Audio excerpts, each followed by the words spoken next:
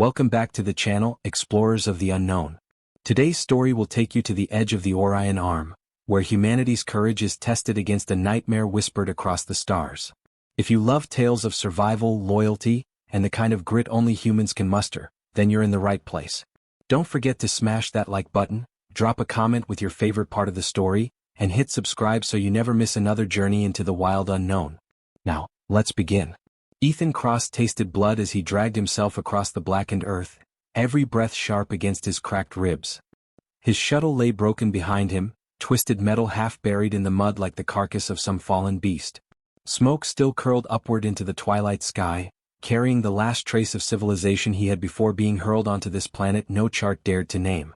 The controls had failed without warning, the engines torn apart by gravitational turbulence no simulator had ever prepared him for. He was alive by luck or maybe stubbornness, but neither would keep him alive for long. He forced himself upright, hand pressed against the bleeding gash at his side. The air tasted metallic, heavy with moisture, but breathable. He whispered a curse under his breath, scanning the treeline that loomed at the edge of the crash site. The foliage swayed unnaturally, too still one moment, then rippling like a living tide the next. It wasn't just the wind. Something was watching. Ethan had been a scout long enough to know when he was prey. He tightened the strap of his satchel, salvaged in haste before the fire consumed the rest of his supplies. Inside, a half-functioning beacon, a few protein rations, a knife and a compact survival kit, the kind designed for 3 days on a habitable moon, not for whatever hell this was. He adjusted his footing and moved toward the trees, every sense sharpened. His training whispered, "Keep moving, stay alert, don't show weakness." The first growl reached him at dusk.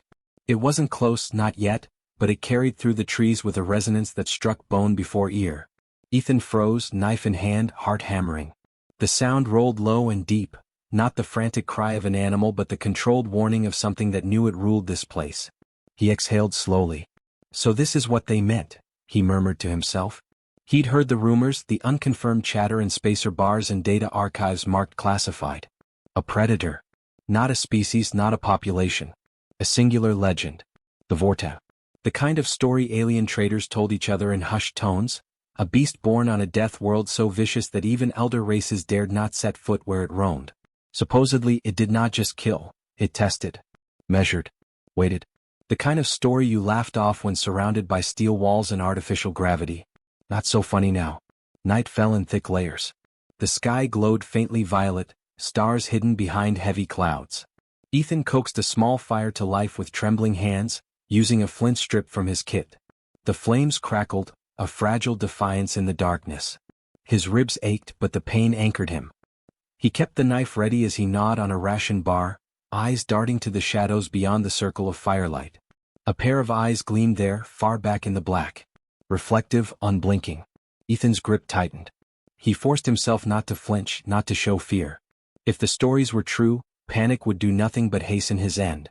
He chewed deliberately, refusing to break eye contact. "Come on then," he muttered. "If you're going to do it, do it." The eyes did not advance. They blinked once, then vanished, swallowed by the trees. Sleep never came. He dozed in fragments, waking to every snap of a branch, every brush of wind. At dawn, he rose stiffly and pressed forward into the forest. His fire had burned low, leaving only embers. He kicked dirt over them and adjusted his satchel. The forest stretched endlessly, full of twisted trunks and vines that hung like snares. Insects the size of his palm hissed from the bark. Strange bird-like creatures shrieked and wheeled overhead. Yet none approached him. None dared. Because something larger had already claimed him. By the third day, Ethan's supplies dwindled to a single ration bar. His beacon still refused to connect, the storm-racked atmosphere swallowing every signal.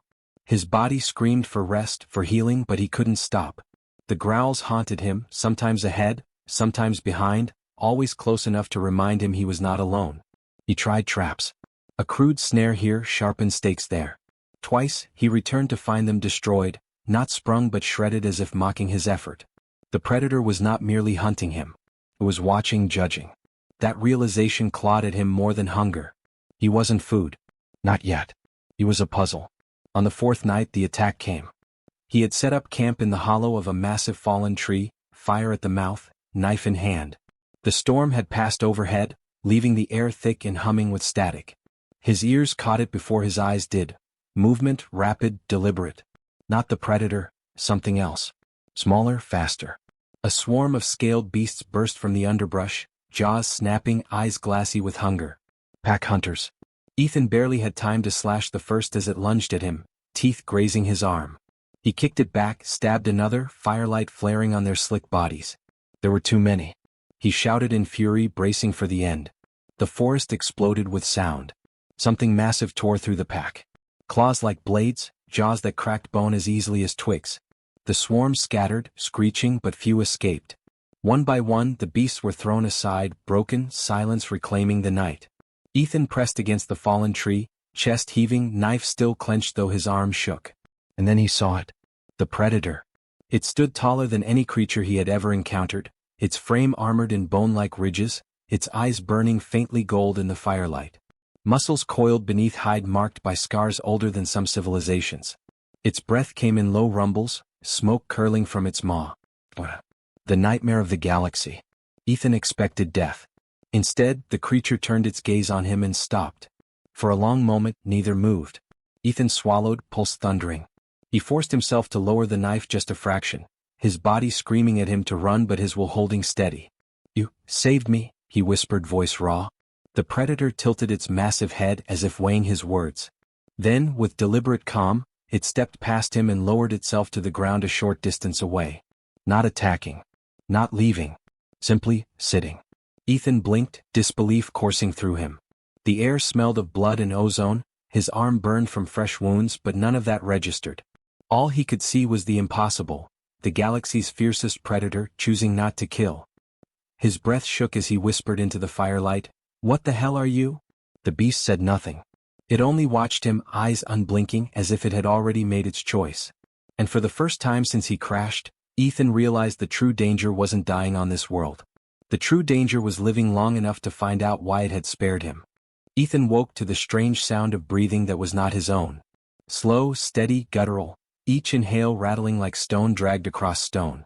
The fire had burned low, leaving only a dull glow against the predator's silhouette, crouched not far from him. His body stiffened as memory rushed back, the swarm, the slaughter, and the impossible truth that the beast had spared him. The knife was still in his grip, though his arm ached from clutching it through the night. He dared not move too quickly. The creature turned its massive head, eyes catching the dim light, gleaming gold. Its gaze pinned him with the calm of something that knew it was master of every inch of this forest. Ethan's instincts screamed at him to run, yet some deeper part of him, an old, stubborn part, refused. He met its gaze and did not blink. "I should be dead," he whispered, his throat raw. "Why aren't I?" No answer came, only the low rumble of breath. Then the beast rose, muscles shifting under armored hide, and padded toward the treeline. Each step shook the ground, yet there was a strange grace in its movement. At the edge of shadow, it glanced back once before melting into the forest. Ethan exhaled a breath he hadn't realized he'd been holding. He could not explain it, but something had changed. He was no longer just surviving the planet. He was surviving with it. The following days bled together in grueling trial. His food dwindled to nothing, forcing him to trap and scavenge. He sharpened sticks into spears, crafted crude snares, and hunted small reptilian creatures whose meat tasted bitter and left his tongue numb. Each night, when the predators of the forest prowled, he returned to his fire. And each night, somewhere beyond the glow, eyes watched. On the fifth night, those eyes came closer. Ethan had skewered one of the smaller reptiles, charring it over the fire until smoke curled into the sky. Hunger gnawed at him so sharply he barely tasted the acrid flesh. When he looked up, the predator was there. It did not lunge. Did not growl. It simply stood at the edge of the light, watching the meat in his hands. Ethan's chest tightened. Slowly, deliberately, he tore a chunk from the roasted carcass and set it on a flat stone between them.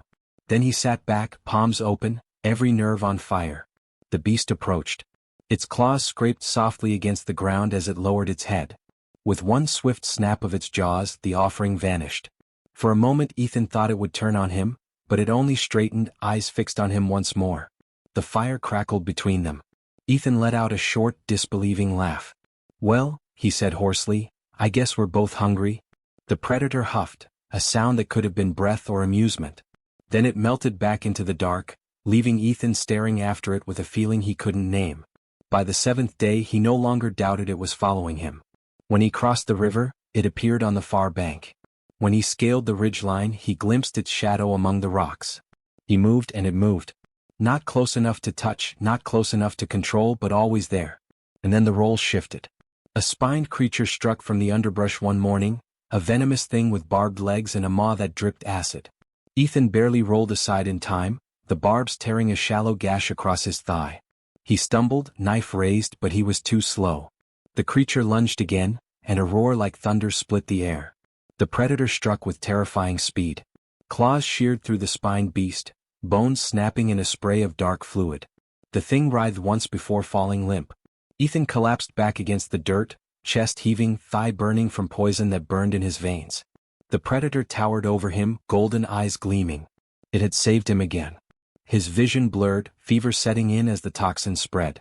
With shaking hands he fumbled through his satchel, pulling free a med patch. He tore it open and pressed it to his thigh, grimacing as the compound burned through his bloodstream, neutralizing the venom. When he looked up, the predator was still there. It lowered itself beside him, closer than ever before. Ethan's hand trembled as he reached out. He half expected his arm to be ripped clean off. But when his fingers brushed the creature's armored hide, it did not move away. It allowed the contact, its breathing slow and steady, its presence radiating both menace and something oddly protective. "You could have let me die," Ethan whispered, voice thick with fever. "But you didn't." The predator blinked once, unblinking stare unwavering. Ethan, light-headed, gave a faint smile. "Dreadfang," he said, naming it on instinct. "That's what I'll call you." The name hung in the air like a pact. The beast neither accepted nor rejected it, only turned its head as though acknowledging something unspoken. For the first time since the crash, Ethan slept without fear. When he woke, Dreadfang was gone, but the pack beast's corpse had been dragged away, bones scattered like offerings at the treeline. The days that followed built a rhythm.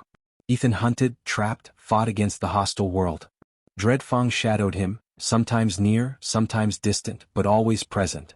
They became, not companions not yet, but something closer than predator and prey. A wary alliance born of necessity and sharpened by survival. That fragile balance broke the day he heard voices. It happened near sunset. Ethan was gathering water at the river when his ears caught a sound unnatural to the wilderness. A burst of static, the clipped cadence of speech. He froze, pulse quickening. He ducked low among the reeds, scanning the far bank. Figures moved there, armored, alien. Their rifles gleamed with energy cells, their helmets marked with insignia Ethan recognized from half-forgotten mission reports. Not scavengers. Not survivors. Hunters. His heart sank as he listened. Their voices carried across the water, translated by his earpiece. "The quarry is near. Evidence of feeding trails along this sector. Vortan's spore confirmed. Orders remain the same. Terminate the beast." And the human signal? Collateral. Ethan's blood ran cold. They weren't here to save him. They were here for Dreadfang. He crouched lower, teeth clenched, watching as the aliens swept the bank with scanning beams. He could almost hear the metallic click of the Council's judgment, the centuries of fear that had named Vortan a curse to be eradicated at all costs. And here he was, caught between them, one man and one beast, bound by circumstance, standing in the path of a galaxy's fear. As the hunters moved upstream, Ethan felt the earth tremble faintly behind him. He turned slowly. Dreadfang stood in the treeline, massive frame half-shrouded by shadows, golden eyes burning. It looked not at Ethan but at the hunters across the river. Its muscles rippled with tension, claws flexing into the dirt. Ethan's breath caught. The choice loomed before him, stark and undeniable. He could signal the hunters, beg for rescue, let them kill the predator and escape this world alive. Or he could stay silent, stand beside the creature that had spared him, protect it against a galaxy that wanted it dead. The decision weighed heavier than his own survival. Ethan met Dreadfang's gaze and knew, with a clarity that chilled him, that the beast was waiting to see which choice the human would make. And for the first time Ethan realized he was not the only one being tested. The first shot seared across the river, cutting through the reeds where Ethan crouched. He dropped flat, water splashing against his face as the hunters swept their beams across the bank. The alien squad moved with precision, their armor glinting in the fading light, rifles humming with stored plasma. They were not scouts. They were executioners. Ethan pressed himself into the mud, heart pounding. Their words still echoed in his skull. Terminate the beast. Collateral. That was what he was to them, an acceptable loss, a footnote in their campaign to destroy what they feared. He glanced toward the treeline where Dreadfong loomed, muscles coiled in silent fury. The predator's claws dug into the soil, its breath low and guttural, eyes locked on the advancing hunters. Ethan knew what would happen next. If the hunters saw the beast, they would open fire with everything they had. Plasma, explosives, enough firepower to level the forest. Dreadfong would not flee. That much was clear. It would fight until either it or the galaxy's executioners lay in ruin. But Ethan also knew this. Alone, the beast could not win. Not against disciplined squads, orbital support, and weapons designed specifically to kill it. The Council had sent their finest because nothing less would do. If Ethan did nothing, Dreadfong would be dead before the night was out. And strangely, impossibly, that thought cut deeper than his own mortality. He slipped back from the riverbank, mud clinging to his hands, breath harsh in his ears. Dreadfong followed his movement with a tilt of its massive head. Ethan crouched low, whispering hoarsely even though he doubted the beast understood. "You saved me. Twice now. I don't know why. But if they think I'm just going to hand you over," his jaw clenched. "They don't know humans." The predator gave no sign of comprehension, but it didn't need to. The low rumble in its chest spoke volumes. It wanted blood. Ethan would give it a plan. As the hunters spread out along the bank, Ethan slipped deeper into the woods, Dreadfong stalking beside him with unnerving silence for something so massive. Ethan's mind raced, dredging up every lesson from survival training, every story his father told of guerrilla warfare in hostile territory. Numbers and weapons weren't everything. Terrain mattered. Timing mattered. And nothing terrified soldiers more than an enemy they couldn't predict. He found a choke point where the forest narrowed between jagged rocks. Perfect. He motioned low with his hand, not expecting the beast to follow. But Dreadfong crouched, head lowering as if reading his intent. Ethan almost laughed at the absurdity. "Fine," he muttered. "Let's see if nightmares take orders." The first squad entered the clearing minutes later. 5 aliens in segmented armor, their visors glowing faint blue. They swept their rifles back and forth, scanning. Signs of activity, one barked. "Human tracks. Beast must be close." Ethan waited until they stepped into the choke point. Then he struck. A stone hurled from his hand clattered against the rocks, drawing their attention. As their helmets turned, Dreadfong exploded from the undergrowth. The ambush was a storm of muscle and claw. The first alien was torn in half before he could fire. The second was crushed beneath a single swipe that shattered bone and armor alike. Plasma bolts seared the air, scorching bark, but panic made their aim wild. Ethan darted from cover, slashing a throat with his knife before the soldier could reload. In less than a minute, the squad was broken, screams cut short as silence reclaimed the clearing. Ethan leaned against the rocks, chest heaving, sweat mixing with grime. Dreadfong stood among the corpses, hide steaming where plasma had grazed it, golden eyes fixed on him. The predator's breath came in heavy bursts, but its gaze was sharp as though waiting for his next move. Ethan wiped blood from his face. Guess that worked. The comms on a fallen alien crackled, their commander's voice sharp. Unit 6 report. Sector status. Static answered. Then again more urgent, Unit 6 respond. Ethan crouched and lifted the comm, forcing his voice steady. Sector clear, he rasped, mimicking the clipped tone he'd heard earlier. No sign of target. Continuing search. Pause. Then the commander's voice returned. Proceed upstream. Rendezvous at designated coordinates. Do not fail. Ethan cut the channel, adrenaline still surging through him. He looked up at Dreadfong, who loomed over him like a living fortress. That buys us time. Not much, but enough. The predator growled low as if approving. For the next hours, Ethan led Dreadfong in a campaign of ambushes and traps. He lured squads into pitfalls lined with sharpened stakes, set fires to drive them into kill zones, and used the dense canopy to mask their movements. Each time the aliens advanced, they lost more. And each time, whispers spread through their comms, fear edging into their once disciplined voices. The beast is coordinating its attacks. Impossible. It's an animal. Then explain the human tactics. It's learning. By the third ambush, Ethan no longer doubted. The beast was not just following him, it was adapting to him. It mirrored his timing, struck when he signaled, withdrew when he motioned. No words, no training, just instinct and a strange, undeniable bond. Together, they were dismantling squads that should have overwhelmed them. But victory bred attention. As dawn broke, the hunters escalated. A thunderous detonation shook the forest as they deployed heavier ordnance, plasma mortars leveling entire swaths of trees. Fires roared, smoke choking the air. Ethan coughed, dragging himself through ash, Dreadfang beside him, hide streaked with burns. The hunters weren't playing anymore. They were burning the forest to flush the beast out. At the ridge above the devastation, Ethan spotted their heavy weapon, a tripod-mounted cannon glowing with deadly charge, manned by 2 soldiers while others formed a perimeter.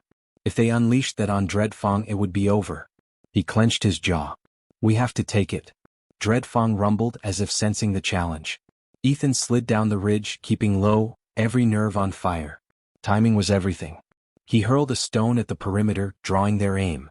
In the split second their visors turned, Dreadfang surged from the smoke. The cannon crew had only a heartbeat to react before the predator ripped through them, metal shrieking as the weapon toppled. Plasma blasts filled the air, searing into Dreadfang's side, but the beast roared and hurled one soldier into another with bone-cracking force. Ethan dove for the cannon's controls, tearing free its power cell before it could recharge. He tossed it into the flames, where it erupted in a blinding explosion that sent shockwaves across the ridge. The forest went silent in the aftermath, the few surviving soldiers scrambling away in terror. Ethan slumped against the shattered weapon, lungs burning, ears ringing.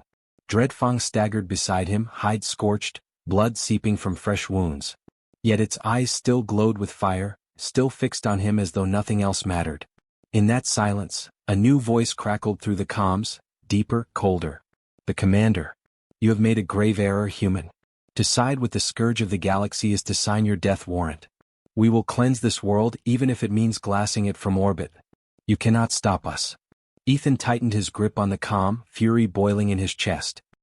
He looked at Dreadfang, who stood battered but unbroken, golden eyes reflecting the rising sun. His voice shook but not with fear. Funny thing about humans, he growled into the comm, we don't scare easy. And we don't abandon our friends. Static answered him. Then silence. Ethan lowered the comm, the weight of the moment pressing down on him. He had declared himself an enemy of the Council, tied his fate irrevocably to a creature the galaxy wanted dead. Beside him, Dreadfang lowered its head, letting Ethan rest a hand against its scarred hide. The bond was no longer unspoken. It was forged in blood and fire. The war was not over. It had only begun. The sky burned red with the dawn, but the forest beneath it lay blackened and broken. Smoke curled from shattered trees, the stench of plasma scorches hanging heavy in the air. Ethan dragged himself across the rubble, ribs screaming with every movement, one hand clamped against the bleeding cut along his shoulder. Behind him, Dreadfang lumbered from the smoke, scorched hide steaming, fresh wounds streaking its flanks. Yet its golden eyes glowed as fierce as ever, unyielding despite the punishment it had taken. The hunters regrouped across the valley, their silhouettes etched sharp against the smoldering horizon.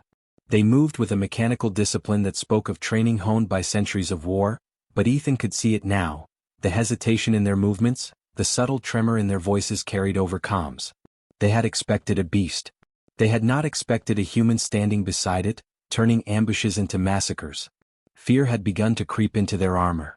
Still, the commander's voice thundered through the trees, amplified by external speakers. Human. You fight beside the abomination, but know this, you cannot win. Surrender and your death will be swift. Resist and you will be erased from existence. Ethan spat blood into the dirt, his voice hoarse but steady. You've already made one mistake. You think this is about survival. It isn't. This is about choice. He pressed his back against Dreadfang's side, the predator's armored hide hot beneath his palm. The beast rumbled low, claws flexing in the soil. In that moment Ethan realized the truth. He wasn't simply fighting with Dreadfang. He was fighting for it. For the right of a creature feared across the galaxy to exist beyond chains of terror. And, impossibly, the beast had made the same choice about him. The hunters opened fire. The valley erupted in plasma bursts, streaks of green fire tearing through the air. Ethan dove for cover, dragging a salvaged rifle into position. The weapon was heavier than human design, its grips awkward, but it roared to life in his hands. He returned fire in sharp bursts, each shot forcing the aliens to duck low behind scorched rocks. Dreadfang charged through the barrage, its roar shaking the valley floor. Plasma bolts scorched its armor, blood spraying from new wounds, but it tore through the front line with unstoppable fury. Ethan pressed forward behind it, firing in rhythm with the beast's assaults. He had no training in alien weaponry, no tactics manual for how to fight alongside something like this. But he didn't need one. Instinct guided him. Dreadfang struck with primal strength, Ethan with human cunning, and together they shattered the lines of soldiers who had come to kill them. The commander emerged then, towering in blackened armor, his rifle longer, sharper, and burning hotter than the rest. His visor glowed crimson, his steps slow and deliberate as he approached. Ethan raised the alien rifle, but the commander's first shot tore it from his hands, sending him sprawling into the dirt. "You are no warrior," the commander sneered, voice cold and guttural through his helmet. "Just another insect clinging to a monster's shadow." Dreadfang surged forward, claws raised, but the commander met it without flinching. His rifle spat a beam of pure plasma that slammed into the beast's chest, driving it back with a roar of pain. Ethan scrambled to his feet, heart hammering as the predator staggered. For a heartbeat, he thought the commander would finish it, until he saw Dreadfang plant its claws and lunge again, fury burning in its golden eyes. The clash shook the valley. Claws raked against armor, sparks flying, while the commander's weapon blazed at point-blank range. Dreadfang's roars turned guttural, each strike more desperate, more brutal. Ethan could only watch, helpless, as his unlikely ally bled beneath the onslaught. Something inside him snapped. He couldn't stand by. He would not. He dove for the fallen comm unit, fingers flying across its controls. Static filled his ears as he hacked into the hunter's broadcast channel, overriding their feed. His voice erupted across every visor, every speaker, every command console in orbit above the planet. "You call it an abomination. You think it's just a monster. Look closer. It could have killed me 100 times, but it didn't. It chose to fight with me. Do you understand what that means? The galaxy's fiercest predator, your nightmare, looked at humanity and chose to protect us. And you're afraid because you know what comes next. If one of them can choose us, what happens when the rest do?" The battlefield fell still for a heartbeat, the commander's weapon dimming as the feed carried Ethan's words across the comms. Dreadfang struck in that pause, claws raking across the commander's armor, tearing through plating with a shriek of metal. Sparks burst, smoke billowed, and for the first time the commander stumbled. The soldiers faltered. Their discipline cracked. Ethan could hear the whispers across their comms. "The beast protects him. It listens to the human. This isn't possible." Dreadfang roared, the sound carrying not just fury but defiance, an answer to every whisper of fear across the galaxy. It planted itself between Ethan and the commander, scarred and bloodied but unbowed. The commander regained his footing, crimson visor flaring, but Ethan stepped forward, his voice cold as steel. "You wanted to erase a nightmare. Instead you made a legend. And legends don't die easy." The next volley of fire came not from Ethan but from Dreadfang. The beast lunged with primal force, slamming into the commander and hurling him back against shattered rock. The alien leader's armor crumpled under the impact, sparks bursting as his weapon shattered. His visor flickered, then went dark. The remaining hunters broke. Fear finally overtook discipline, and they scattered into the smoke, their comms filled with panicked voices. The predator had stood beside a human and triumphed. Their mission was no longer a hunt, it was a nightmare turned back on them. Ethan staggered forward, leaning against Dreadfang's massive shoulder. The beast lowered itself slightly, enough for him to rest there. Its breath came ragged, blood seeping from its wounds, yet it stood tall. Ethan's hand pressed against its scarred hide, his voice low. "You could have left me to die. But you didn't. You chose." The predator rumbled in response, lowering its massive head until golden eyes met his. No words passed between them, yet the bond was undeniable. Predator and human, bound not by fear but by choice. Above them, the distant roar of engines rumbled in the sky. The council warship was descending, its shadow blotting out the smoke-stained dawn. The battle was not finished. The hunter's retreat was only the beginning. Ethan straightened, pain gnawing at every nerve, and tightened his grip on the fallen rifle. Dreadfang's growl vibrated through the ground. Together they stared at the looming silhouette in the clouds. The warship's shadow swallowed the forest as it descended, the sound of its engines a low growl that shook the scorched earth. Smoke curled upward, pulled into the roaring exhaust, while the trees bent beneath the weight of its descent. Ethan gritted his teeth, the rifle trembling in his hands, every muscle in his body screaming for rest. Dreadfang stood beside him, scarred hide streaked with blood, chest rising and falling with laboring breaths. They were both on the edge of collapse, but surrender was not in either of their bones. The ramp of the warship lowered with a hiss of pressure, and figures poured from its belly. Not just soldiers this time, council envoys in ceremonial armor, draped with banners of authority, accompanied by guardians clad in plate that shimmered with kinetic shielding. Their leader stepped forward, taller than the rest, draped in a mantle of silver-threaded fabric that caught the firelight of the burning forest. His eyes were cold, his voice carrying with mechanical precision. "You have caused enough disruption, human. You've broken protocol, interfered in galactic order, and aligned yourself with the most dangerous predator known to us. You will release the beast and submit to the council's authority." Ethan wiped ash from his face, lips curling into a bitter smile. "Submit? You just watched your commander torn apart because he underestimated us. Do you really think threats are going to mean anything now?" Dreadfang let out a deep growl, lowering itself in a posture that was neither surrender nor fear, it was readiness. The sound rolled across the clearing, silencing the whispers among the soldiers. The predator's golden eyes glowed, locked on the envoy who flinched despite himself. The envoy's composure cracked for only a heartbeat before he snapped his fingers. "If the beast will not be restrained, then both of you will be destroyed." Dozens of rifles snapped to aim. A circle of shimmering energy rose around Ethan and Dreadfang, a containment field buzzing with dangerous resonance. Ethan felt the weight of inevitability settle onto him. They had fought, they had survived, but this was the council itself, an entity that didn't bow, didn't compromise. Yet he knew surrender would only mean Dreadfang's death. And that was something he couldn't allow. He stepped closer to the predator, hand resting on its scarred hide. "We end this our way. Together." Dreadfang tilted its massive head, golden eyes narrowing as though it understood the finality in Ethan's tone. Then the beast lifted its snout and let out a roar that shook the air, a primal sound so powerful it distorted the containment field itself. The energy rippled, flickering like glass under strain. Soldiers faltered, their weapons quivering as fear crept past their training. Ethan seized the moment. He shouted, his voice carrying across the entire clearing, forcing every soldier, envoy, and drone to hear him. "You see it, don't you? It could have slaughtered me. It could have turned me into nothing more than another corpse beneath its claws. But it chose me. It chose to protect me. That's your nightmare, isn't it? That the fiercest predator in the galaxy chose a human over fear. That choice means your control is broken. It means the Council doesn't own the galaxy anymore, because if this predator can choose us, every predator can." The words cut like a blade, slicing through the ranks of soldiers. Doubt spread like wildfire. Ethan saw it in their stances, in the trembling fingers on their triggers, in the silence that followed his declaration. The envoy snarled, his mask of authority cracking. "Do not listen to this human's lies. Fire." The command rang out, but hesitation spread among the troops. A handful obeyed, plasma fire streaking toward the containment field, but Dreadfang lunged at that instant. With a thunderous strike of its claws, the beast shattered the energy wall, shards of luminous force scattering like glass.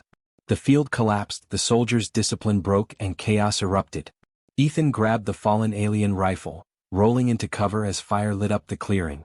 Dreadfang tore into the line of guardians, claws rending shields apart, tails smashing armored soldiers like toys. The envoy staggered back, his authority unraveling as the predator tore through his forces. Ethan moved with ruthless precision, firing bursts into weapons, knocking rifles from trembling hands, disarming rather than slaughtering. His mind burned with clarity. This wasn't just about survival anymore. It was about proving a point. About showing them that fear wasn't the only law the galaxy had to follow. The envoy activated a personal shield, drawing a blade of crackling plasma. He lunged at Ethan, fury written across every movement. Their clash was brutal, alien strength against human grit. Ethan parried the blade with the rifle, sparks flying as the weapon began to melt beneath the searing heat. The envoy pressed harder, snarling through clenched teeth. "You cannot win, human. You cannot stand against the Council." Ethan's voice was steady, even as the blade inched closer to his throat. "Maybe not. But I can stand with him." Dreadfang slammed into the envoy with the force of an avalanche. The predator's claws shredded the shield in a shower of sparks, jaws closing on the envoy's arm with bone-crushing power. The blade clattered to the ground as the envoy screamed, his authority gone in an instant.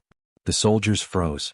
The clearing was filled with the sound of the envoy's cries, the predator's growls, and the crackle of burning wreckage.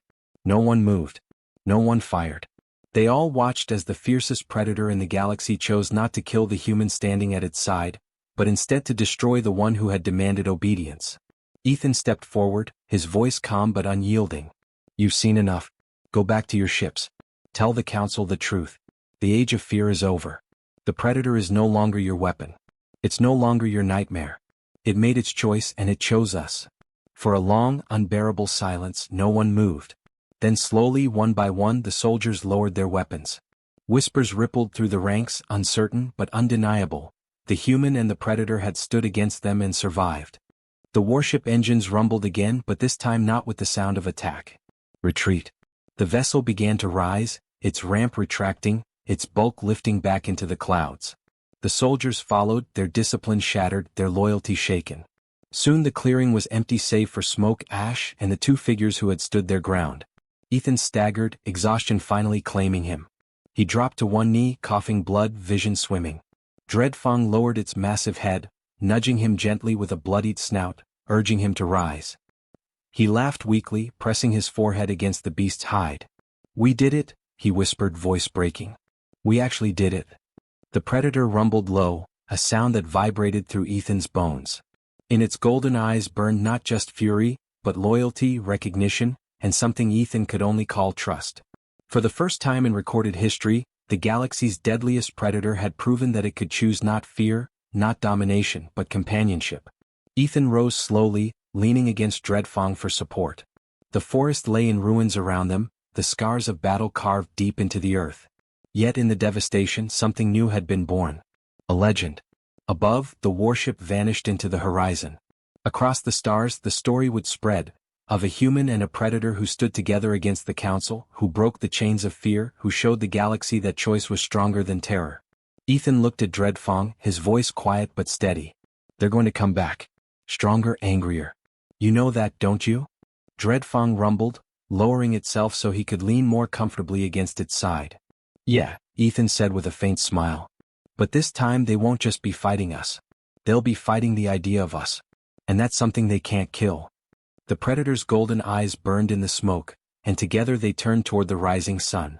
A new day had dawned, and with it the galaxy would never be the same again.